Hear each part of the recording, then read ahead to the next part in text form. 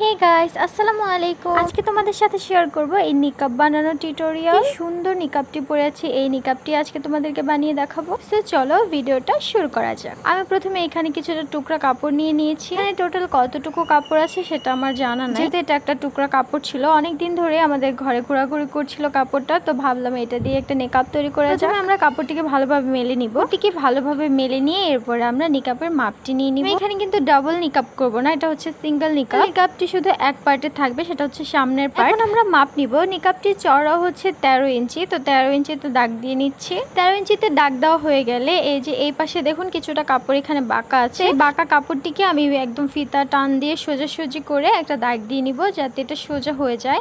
এরপর আবার এই পাশ থেকেও 13 ইঞ্চিতে দাগ দিয়ে নিব। এটা হচ্ছে চওড়ার মাপ, চওড়া 13 ইঞ্চি আর লম্বা হচ্ছে 12 ইঞ্চি। চওড়া 13 আর লম্বা 12 ইঞ্চি কাপড় নিয়ে এখানে কিন্তু একটা বক্স শেপ করতে হবে। মোট একটা বক্স শেপ করে এটাকে কাটতে হবে। প্রথমে আমি মেজারমেন্টটি সুন্দরভাবে নিয়ে নিচ্ছি। এখানে আমি আমার ফেসের অর্থাৎ আমার মাথার মাপটাই নিয়েছি। আমি যেখানটাতে পরবো এই জায়গাটার মাপ নিয়েছি। আপনারা চাইলে অন্য একটি নেকআপের মাপ নিয়ে তারপর বানাতে পারেন। এখন আমরা দাগে দাগে মিলিয়ে নিচ্ছি। দাগে দাগে মিলিয়ে এরপর আমরা এই কাপড়টিকে কাটিং করে নিব। একটা সময় কিন্তু অবশ্যই আপনারা একটু সোজাভাবে কাটার ট্রাই করবেন, যেহেতু এই নিকাবের কাপড়গুলি খুবই পিচ্ছিল থাকে, তো এগুলো একদম সরে যেতে চায়, এটা ঠিকমতো কাটা হয় না।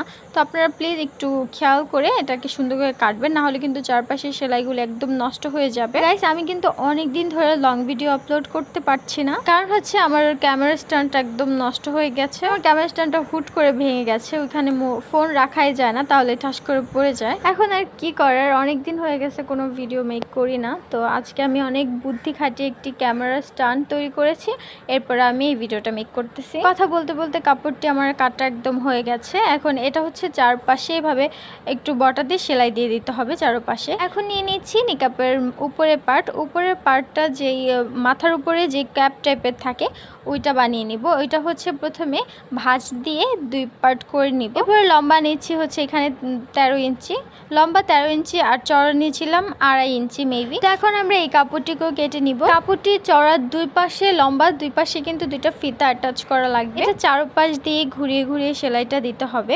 সেলাইটা চারপাশ দিয়ে ঘুরিয়ে দিয়ে আর এই 2 পাশে 2টা ফিতা অ্যাটাচ করা লাগবে। এটাকে আমি দেখিয়ে দিচ্ছি যে এটা কিভাবে হবে নিকাবটা। উপরে যে নিকাবের উপরে যে ক্যাপ টাইপের থাকবে ওইটাকে এইভাবে চারপাশে কিন্তু অবশ্যই সেলাই দিতে হবে, আর 2 পাশে 2টা ফিতা অ্যাটাচ করতে হবে।